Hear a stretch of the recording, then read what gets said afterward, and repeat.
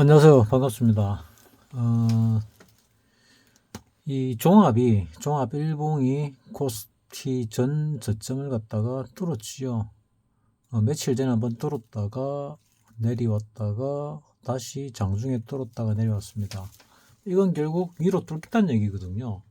그래서 방향이 위쪽이다 하는 얘기고, 주봉으로 보게 되면은 요 전 고점을 뚫었지요. 여기서 올랐다가 조정 A, B, C가 오기 전에 지금 B가 진행 중인데 B에 뭐 1, 2, 3이 될지 뭐가 될지 모르겠지만은 일단 뭐 하나의 조정을 받고 A, B, C로 조정받을 가능성이 많은데 일단은 올라가고 있습니다. 올라가는 와중에 전 고점을 뚫으려고 했다가 여기서 밀리고 재차 이제 뚫고 올라가는 중입니다. 지금 주봉상에 보면은 CCI가 지금 과일권으로 들어갔거든요. 과일권으로 들어갔으니까 조금 더 올라갔다가 뭐 밀리지 않을까. 근데 여기서 과일권에서는 급등의 소지도 충분히 있습니다. 과일권인데 뭐 어떤 과일권이냐 하고 보게 되면은, 자, 일별 매매에서 코스피가 개인은 계속 팔고 있습니다. 외국인 계속 사고 있죠. 뭐 기관도 더불어서 뭐 샀다 팔았다 하는데 대체적으로 뭐 조금이지만은 사고 있는 것 같고, 특히 금융 투자가 많이 사고 있지요. 요 기관 중에서는 금융 투자와 사모펀드가 제일 잘한다 보면 됩니다. 지금 보면은 외국인과 금융 투자가 사고 있으니까 거의 쌍끌이에 가깝습니다. 쌍끌이에 가까운데 지금 주봉상에 과일권으로 코스피가 들어와 있고, 월봉상으로도 지금 과일권에 진입하려고 하고 있습니다. 그래서 결국 뭐냐면은 방향이 위쪽일 가능성이 높다. 위쪽일 가능성이 높다. 특히 월봉상으로 보게 되면은 조금 더 올라갈 가능성이 있어 보입니다. 여기서 이런 여기 하락 대비 이런 조정이 있었고 반등이 있었고 조정받고 재차 올라가는데, 재차 올라갈 때 하나의 파동이 전 고점 가까이 왔고 조정받고 재차 지금 올라가고 있거든요. 그러면은 옛날 코스닥에서 많이 하는 등비 상승, 등비 하락, 뭐 N자 상승, N자 하락 이러면 N자 상승 같으면은 이 정도는 올라온다는 얘기죠. 그래서 3천 도전을 하지 않을까 하는 생각을 하고 있습니다. 근데 언제 밑으로 처박을지 알 수 없기 때문에 불안하다. 근데 심정적으로는 한 90% 이상 방향이 위쪽인 것 같아. 뭐 이렇게 보고 있습니다. 그 증거로서 외국인들이 계속 사고 있거든요. 그래서 이거를 지금이라도 따라 사는 게 일단은 맞는데, 뭐 풀베팅을 할 용기가 있는 사람은 하시고 용기가 없는 사람은 풀베팅을 안 하시는 게 좋겠죠. 왜? 언젠가는 털고 나와야 되니까. 올라가다가 시장이 하락을 하게 되면은 뭐 또 따라 붙을 필요가 있겠지요. 그러니까 지금은 이제 전고점을 뚫리 많이 하니까 이 상황에서 또 상당히 많은 사람들이 그 시장에서 뭐 퇴출 비슷하게 되어 있습니다. 내 지금 구독자들이 영상을 보는 것만 해도 많이 줄었죠. 그래 보면은 지금이 요 바닥 대비는 좀 올라왔지만은 지금이 바닥이라고 보입니다. 바닥이라 보입니다. 이렇게 많이 올라왔는데 무슨 바닥이냐 할 수가 있는데, 그래도 느낌상 바닥인 것 같습니다. 뭐 느낌도 크게 무시는 못 하거든요.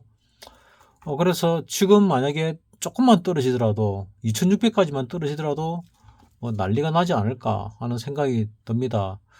그래서 어쨌거나 여기서 위에서 내려왔다가 반등받고 다시 요거에 대한 조정받고 재차 올라가고 있는데, 이게 얼마나 올라갈지 모르겠지만은 2800 정도는 갈 것 같고, 더 가게 되면은 한 3000도 도전해 보지 않을까 하는 생각을 합니다. 뭐 그 근거로서는 뭐 외국인들이 아직도 계속 매집을 하고 있다는 게 되겠습니다. 외국인들이 사는 거는 주로 바닥에서 산다는 얘기거든요. 팔 만큼 많이 팔았고 재차 매집을 한다. 그리고 시장이 어떤 원인 때문에 하락을 하게 되면 아마 더 살 것이다. 왜냐하면 외국인들이 많이 못 샀는데 많이 올랐거든요. 그래서 이 정도로서 지금 충분한 매집을 하지 못했을 것이다. 그래서 매집을 충분히 달라면은 시장을 갖다가 한 번 더 올렸다 내렸다 흔들어야 된다. 그래서 올렸다 내렸다 흔들다가 뭐 상황이 안 좋아지면은 밑으로 빠질 수도 있습니다. 밑으로 빠지더라도 외국인들은 파생을 이용해서 얼마든지 손실을 보지 않을 능력이 되거든요. 근데 여러분들은 안 되지 않습니까? 그래서 조심해라는 얘기고 항상 하고 있는 겁니다. 자, 파생시장을 한번 보게 되면은 이 전체 시장인데 파생시장 보게 되면은 선물이 외국인들이 금액으로 뭐 12조 6천억을 사고 팔고 이럽니다. 거래량으로 수량으로 보게 되면은 14만 주를 갖다가 14만 계약을 사고 팔고 하거든요. 과거에는 외국인의 이 선물 계약건이 개인의 한 10분의 1밖에 안 됐습니다. 그때도 한 번씩 외국인들이 전체 시장을 좌지우지했거든요. 근데 외국인들이 그때보다 10배 이상 커졌습니다. 한 20배 이상 커졌거든요. 그러니까 선물 시장은 완전히 외국인이 장악했다 볼 수 있습니다. 선물 시장을 장악하면은 현물 시장도 장악한 거나 마찬가지죠. 근데 개인이 물량이 제일 많지만은 외국인의 물량이 거래소 물량이 기간을 갖다가 압도적으로 많이 능가했습니다. 전체 기관들의 이 금액의 매매 금액의 2배가 넘지요.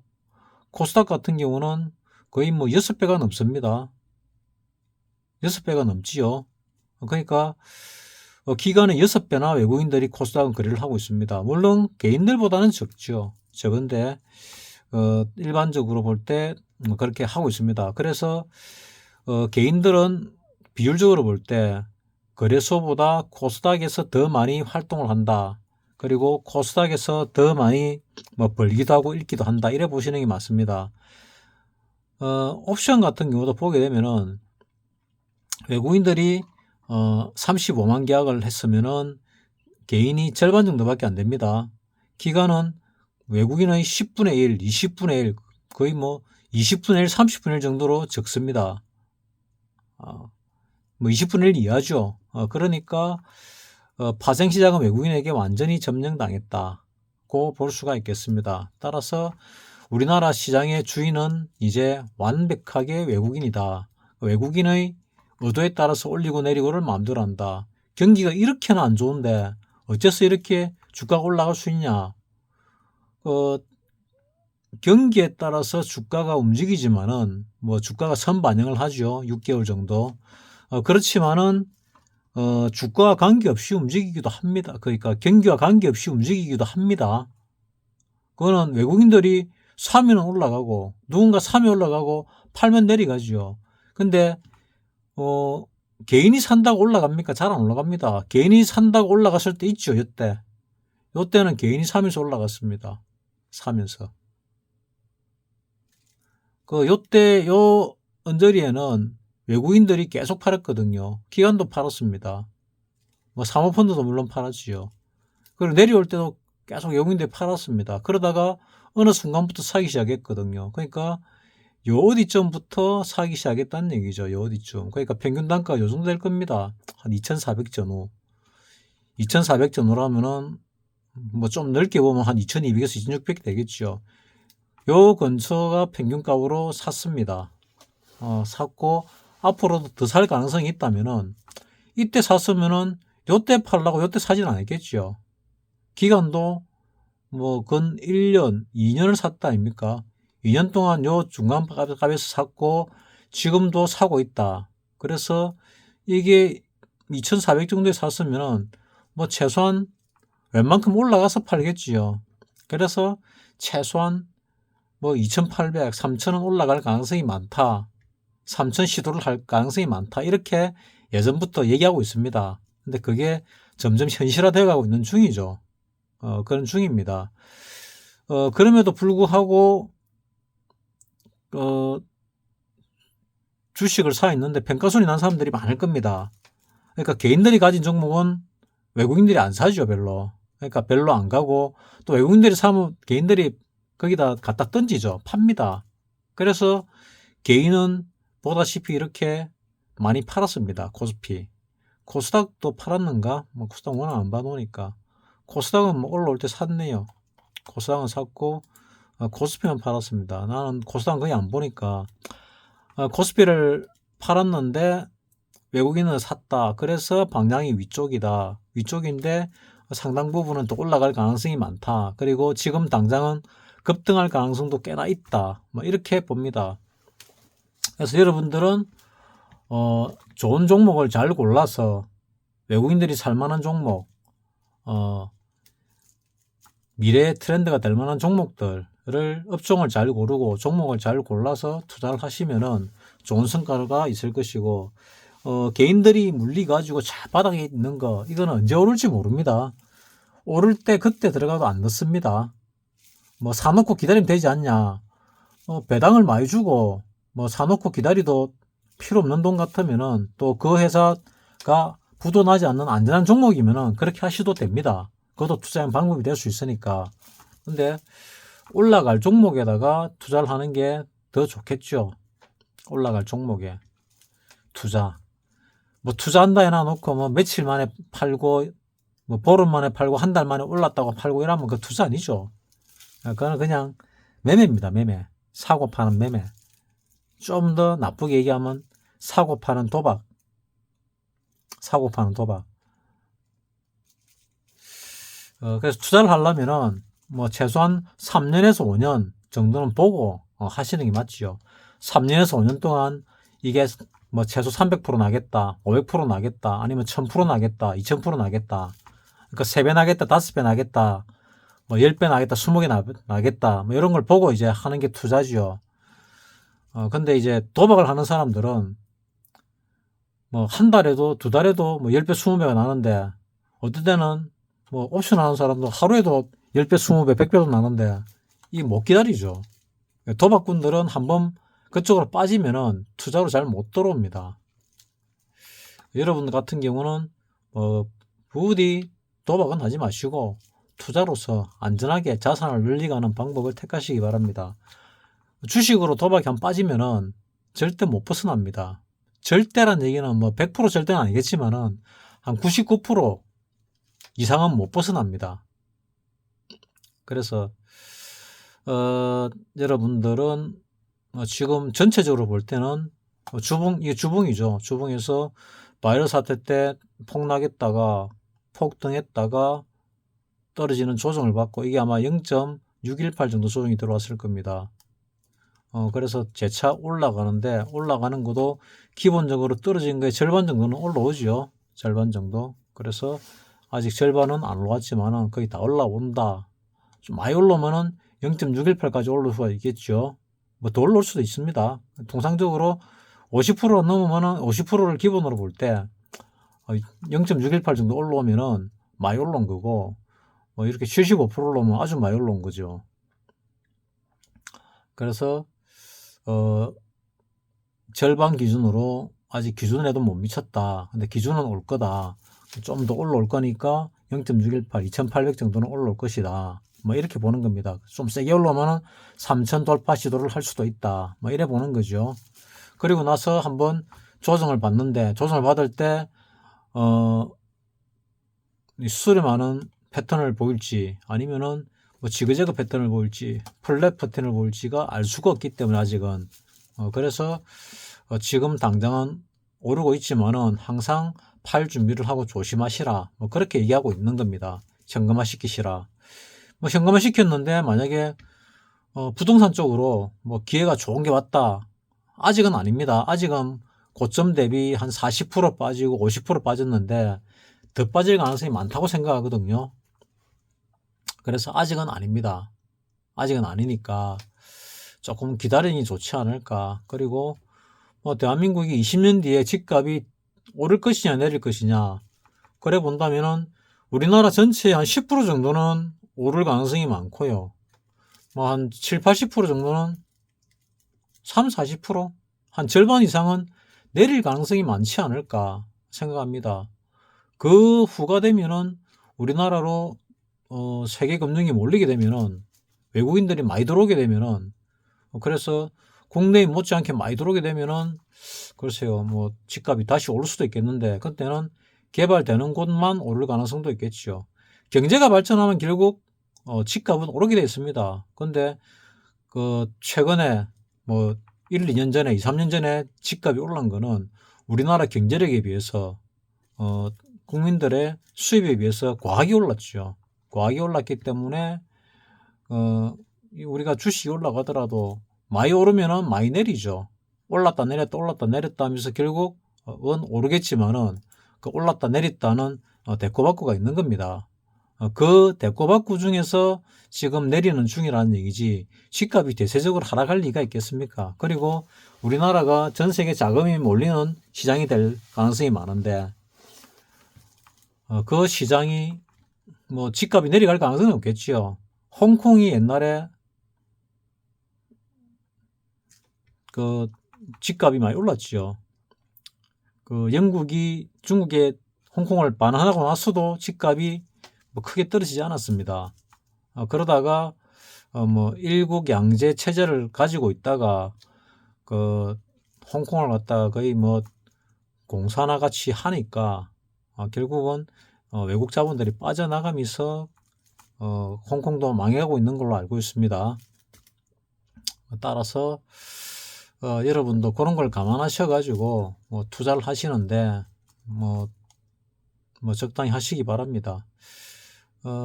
내가 사는 집이 뭐 올랐다 내렸다 하는 거는 의미 없습니다. 집이라는 거는 내가 팔고 나갈 때 현금화 시킬 때 의미가 있는 거지 내가 죽을 때까지 살 것이다 이래 마음 먹으면은 집값이 오른들 내린들 그 무슨 상관이 있겠습니까? 집값이 오르면은 세금만 많이 나가잖아요. 뭐 내가 한 20년 살 건데 한 18년 동안 집값이 안 오르고 있다가 한 2년 사이에 한 10배 올랐다. 그래서 내가 팔았다. 이게 제일 좋지요. 왜냐하면은 집값이 많이 오르면 세금을 많이 내야 되니까 안 오르고 있으면 세금을 안 내도 되잖아요. 적게 내도 되잖아요. 내가 팔 때쯤 됐을 때 많이 올랐을 오르고 그때 털고 또 다른 데로 이사 가면은 뭐 다른 데가 안 올랐다는 전제하에서 가장 좋은 게 아닐까 이렇게 생각합니다. 뭐 근데 주식도 마찬가지로 안 오르다가 갑자기 오르는 경우들이 많거든요. 뭐 그걸 갖다가 누가 샀다 하기도 하고 누가 작전했다 하기도 하는데 주식이 그렇습니다. 그 주식이 나는 누가 사든 누가 작전을 하든 우리나라 주식이 또 한 번 저 하늘로 올라갈 것이라 생각을 합니다. 언젠지는 잘 모르겠는데 지금 당장은 아닌데 지금 당장은 하늘 꼭대기는 아니지만은 3천 돌파 시도 정도는 할 것이다. 하든 못 하든 간에. 그리고 조정을 받는데 조정을 받고 나면은 그 다음에는 몇 년 후가 될지 모르겠지만은 위쪽으로 확실하게 올라갈 가능성이 높다. 어차피 산업이 바뀌고 산업 효율이 높아지고 있습니다. 그리고 인플레이션이 진행되었고 인플레이션이 진행된 만큼 돈이 돌고 돌면은 결국 올라가게 되어 있습니다. 그래서 올라갑니다. 그러니까 우리나라가 망하는 나라 같으면은 앞으로 망할 나라 같으면은 안 올라가겠지만은 우리나라가 망할 나라로 보지는 않습니다. 뭐 우리 학교 다닐 때 늘 했던 뭐 인도의 타구르가 동방 횃불이 될 것이고 우리나라가 크게 성장할 것이라고 그렇게 교과서에 많이 나왔지 않습니까?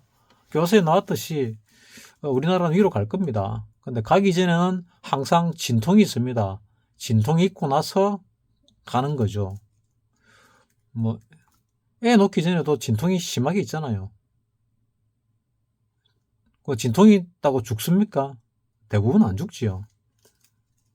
안 죽지만은 죽을 만큼 힘들죠. 본인은. 우리나라도 죽을 만큼 힘든 과정을 한 번 더 거치고 하늘 높이 올라갈 겁니다. 우리가 IMF를 거치고 죽을 만큼 힘들었잖아요. 그 힘든 다음에 우리가 올랐습니다. 크게 올랐지요. 지금도 그 진통 중이라고 보시면 됩니다. 그 진통이 이제 왔잖아요. 그 진통이 나는 이 바이러스 사태 요때일 줄 알았는데 이때가 전조 증상이었고 이 전조가 끝나고 나서 이제 진짜 오르기 전에 적당한 행보를 하다가 이 많이 올라간 거에 비해서는 여기서부터 요 정도는 뭐 박스라 볼 수 있죠. 행보를 하다가 어느 순간에 가지 않을까. 그게 지금 당장일까 아닐까는 솔직히 잘 모르겠습니다. 최근에 컴퓨터가 문제가 생겨가지고, 근데 지금 이 종목을 보려고 하는데 종목 잘 안 빠지거든요. 여기 뭐 생겨야 되는데, 이 보조지표 만드는 것도 어떻게 만드는지 모르겠고, 종합에서는 어떻게 하다 보니 만들어졌는데, 이 주식창에서 보조지표를 만들려니까 안 만들어지더라고요. 그리고 밑에, 라인도 없애야 되는데, 뭐, 없애지도 못하고 있고, 하여튼 여러 가지가 지금 복잡하게 돼 있습니다. 그래서 시원하게 뭘 분석을 못하는 상황입니다. 뭐 항상 가만히서 들으시라고 말씀을 드렸습니다. 자, 요 삼성전자도 지금 볼리지밴 밴드도 제대로 못 걷고 있는데 뭐 수세선 건 것도 다 지어지고 없습니다. 이평선으로 본다면은 지금 이평선을 5일선, 11선, 21선 이런 걸 뚫고 내려와 있습니다. 근데 삼성전자는 그렇는데 삼성전자 우선주는 삼성전자 본주보다는 좀 낮습니다. 모든 이평선 다 뚫고 올라와 있거든요. 그래서 삼성전자를 의도적으로 눌렀다 그러면은 삼성전자 우선주는 뭐 굳이 의도성이 없다 그러면 위로 올라가고 있고, 전고점도 뚫었지요. 전고점을 요 앞쪽 고점도 요좀 아직 못 뚫었지요. 요 앞에 고점을 뚫었으니까 위로 올라가는 중이고, 그 하이닉스 같은 경우는 좀 더 많이 올랐던데, SK 하이닉스는 아주 많이 올랐지요. 아주 많이 올라서 위로 하늘 높이 날아가고 있는 중입니다. 일봉으로 볼 때 여기 과외권이 들어가 있고, 주봉으로 보더라도 이제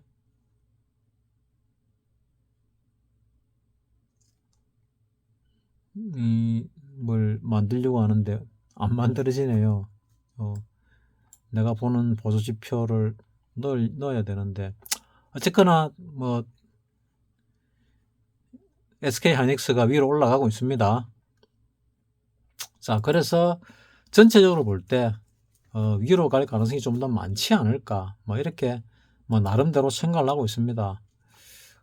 여러분들도 올라가긴 올라가는데 불안합니다, 솔직히. 근데 심정적으로는 90% 이상은 지금이 거의 주가 바닥이다, 이렇게 느끼고 있습니다. 내 느낌이 맞는지 아닌지 잘 모르겠지만은 여러분이 저 사람은 저렇게 생각하고 있구나. 내가 여러분들 속인 적은 없잖아요. 몇 년 동안 이 영상을 올리면서. 그러니까 내가 보는 관점은 항상 뭐 일관성이 있으니까 그 일관성을 바탕으로 여러분들이 나를 하나의 보조지표로 삼아서 투자를 하면은 좋은 성과를 낼 수 있지 않을까, 이렇게 늘 생각하면서 뭐 영상을 올립니다. 모쪼록 도움이 되시길 바랍니다. 마치겠습니다.